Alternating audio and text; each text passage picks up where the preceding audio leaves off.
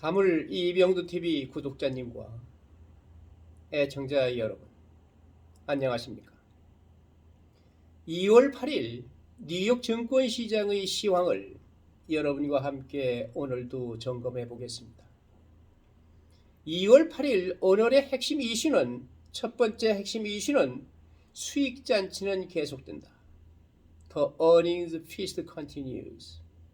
투자자들은 제롬 포웰 연준 의장의 최근 발언을 씹어보면서 어닝 시즌 메뉴의 다음 과정을 파고들고 있습니다.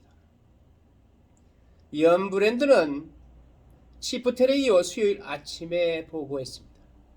수익을 보고합니다. 화요일 종수리 이후에 부진한 보고서를 낸 언더아머, 우버 및 CBS 헬스 결과도 올렸습니다. 하지만 수요일 메인 코스는 디즈니가 될 것입니다. 벨 후에 시장은 특히 스트리밍 손실을 막고 아마도 일자리를 줄이려는 CEO 밥 아이거의 계획에 대한 단서를 찾고 있습니다. 마델은 종수리 이후에 보고합니다. 이를 기반으로 2023년 2월 8일 수요일 오전 11시 44분 동부 표준시를 기준으로 시황을 점검하고 가겠습니다. 다우지수는 올해 실적 전망에 대한 우려로 200포인트 하락했습니다. 수요일 미 증시는 투자자들이 최신 기업 실적에 초점을 맞추면서 하락했습니다. 5월간은 또한 향후 연방준비제도 이사회의 정책 움직임에 대한 전망을 계속 저울질했습니다. 다우 산업평균지수는 232포인트 0.7% 하락했고 S&P 500은 1.2% 하락한 반면 나스닥 지수는 1.7% 떨어졌습니다. 치폴레는 최신 결과에서 상위 및 하위 라인에 대한 기대치를 놓친 후 4% 이상 하락했습니다. 한편 CBS 그리고 우버는 월스트리트 증시를 상회한 수입에 이어 각각 2%와 6% 이상 상승했습니다. 투자자들은 월 디즈니를 포함한 회사의 종수리 후 수익을 기대하고 있습니다. 그리고 마텔 소비자 지출 둔화 또는 경제 악화의 징후가 있는지 측정합니다. 인플레이션이 완화되기 시작했다는 제롬 파웰 연준 의장의 발언에 힘입어 화요일에 변동성이 큰 거래가 있은 후 주식은 세션 최고치 근처에서 마감했습니다. 그의 발언은 지난주 기자회견에서 제시된 내용을 되풀이하여 중앙은행이 곧 금리 인상을 중단하거나 선회할 것이라는 투자자의 희망을 더욱 강화했습니다. 인덱스 IQ CIO인 셀 브루너는 연준과 함께 어떤 방향으로 가고 있는가? 우리는 많은 고르지 못한 것을 예상해야 합니다. 라고 이야기합니다. 마이크로소프트 AI 인공지능 경쟁이 가열되면서 알파벳 주가가 하락합니다. 알파벳과 마이크로소프트가 발표한 새로운 AI 도구가 검색 엔진 방의 구글 점유율 확보 능력에 대한 월스트리트의 신뢰를 높인 지 하루도 안 된 수요일 주가는 8% 이상 폭락했습니다. 수요일에 알파벳은 바드로 알려진 새로운 인공지능 챗봇에 맞춰 자체 이벤트를 개최했습니다. 경쟁기술 거대 기업의 이벤트는 챗 GPT의 출시 이후 차세대 인공지능 혁신을 구축하기 위한 경쟁이 시작되면서 시작됩니다. 점유율을 확보하는 데 시간이 걸릴 수 있지만 애널리스트들은 이러한 이익이 장기적으로 나타날 것이라고 낙관하고 있습니다. 웰즈워크의 분석가인 마이클 튜리는 화요일에 AI 기반 업데이트가 검색 브라우저 및 광고에서 공유 이익을 촉진하고 마이크로소프트의 제품 포트폴리오에서 AI 기반 혁신을 지원하는 데 도움이 될 것이라고 말했습니다. JP 몰건의 마크 머피는 화요일 고객들에게 보내는 메모에서 마이크로소프트가 수년간의 선견지명 AI 투자를 수확하기 시작했다고 말했습니다. 이것은 회사가 특히 광고 시장 내에서 점유율을 차지할 수 있는 위치에 있어야 합니다. 요약하자면 우리는 현대화와 자동화의 근본적인 경향이 장기적으로 온전하게 남아있는 반면 일시적으로 악화되고 있는 동네에서 마이크로소프트를 최고의 기업으로 계속 보고 있습니다라고 그는 썼습니다. 알파벳을 능가한 마이크로소프트가 나올 것인지 상당한 기대가 됩니다.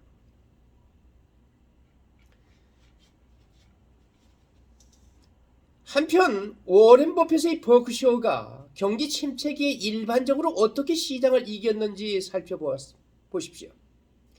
UBS에 따르면 막대한 현금 더미와 다각화된 사업을 통해 워렌 버핏의 버크셔 해스웨이는 경기 침체기에 시장을 능가한 기록을 가지고 있습니다. 이 대기업은 1990년대 초 이후 지난 3번의 불황을 겪으면서 회복력이 있는 것으로 입증됐다고 월스트리트 회사는 성과 데이터를 연구한 후 말했습니다. 버크셔 주가가 S&P 500 및 기타 금융주를 능가하는 것으로 나타났습니다.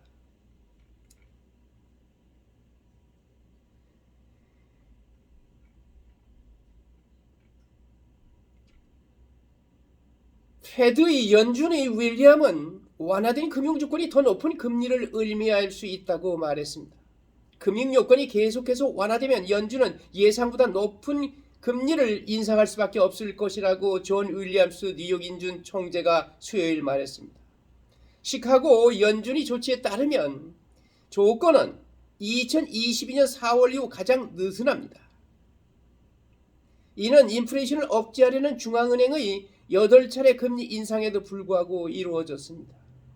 만약 금융 여건이 많이 완화되거나 성장이 훨씬 더 우호적이라면 그것은 경제의 미래 경로에 대한 우리의 생각과 통화정책 측면에서 우리가 해야 할 일에 영향을 미치는 요인이 될 것입니다. 윌리엄스는 월스트리트저널 원탁회의에서 이렇게 말했습니다. 완화된 조건은 우리가 달성하려는 목표를 확실히 달성하기 위해 더 높은 이자율을 의미할 수 있습니다라고 그는 덧붙였습니다. 현 상황에서 그는 12월 연방기금 금리의 5% 내지 5.5% 범위 예측이 아마도 정확할 것이며 현재 수준에서 0.5%포인트 정도 더 증가할 것을 의미한다고 말했습니다. 12월 도매 재고는 0.1% 상승했습니다. 미 상무부는 수요일 12월 미국 도매 재고가 수정된 11월 수준에서 0.1% 증가에 그쳤다고 밝혔습니다.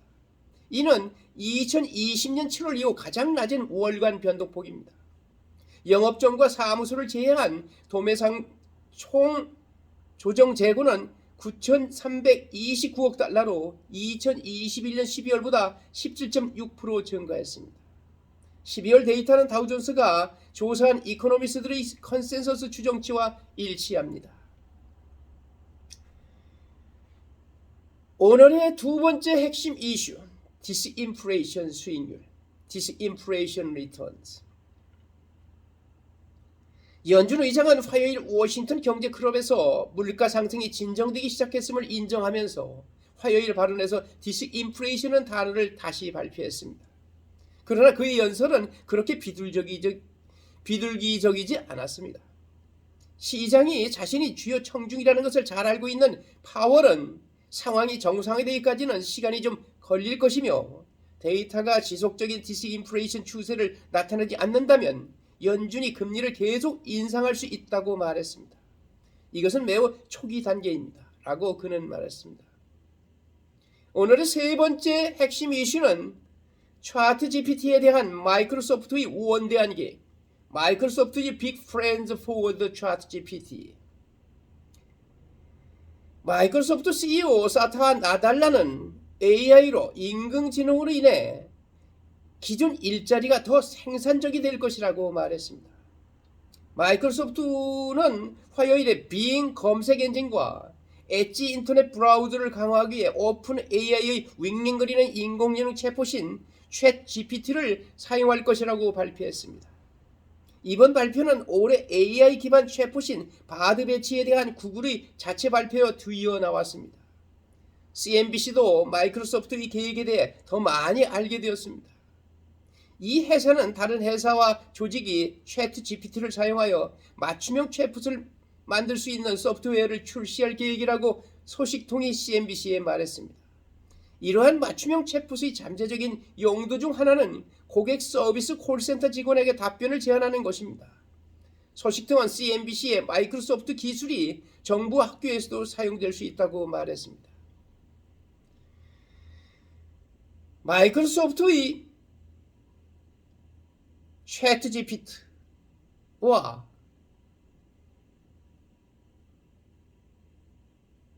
올해 AI 기반 챗봇인 바드 배치에 대한 구글의 자체 발표가 서로 맞물리면서 AI 인공지능 경쟁은 치열하게 치달을 것입니다.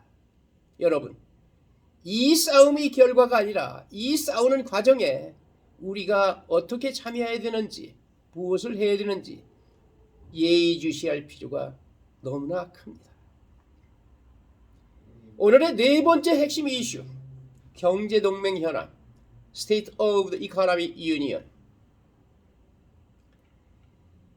조 바이든 대통령은 거침없는 연두교수에서 공화당원들에게 자신이 경제적 비전 실현을 돕기 위해 민주당원들과 협력할 것을 촉구했습니다. 케빈 맥카시 하원 의장이 이끄는 공화당 하원 의원들은 바이든의 의제에 반대하는 데 열중하고 있지만 그럼에도 불구하고 바이든은 경제에 대한 비전과 내년 재선 출마 가능성을 제시했습니다. CNBC 엠마 큐너리에 따르면 5가지 핵심 사항이 눈에 띕니다. 억만장자에 대한 새로운 추진, 억만장자 세금에 대한 새로운 추진, 정크 수수료의 전쟁, 더 강경한 반독점 자세, 노동조합 활성화 및 인슐린 가격 상한 확대.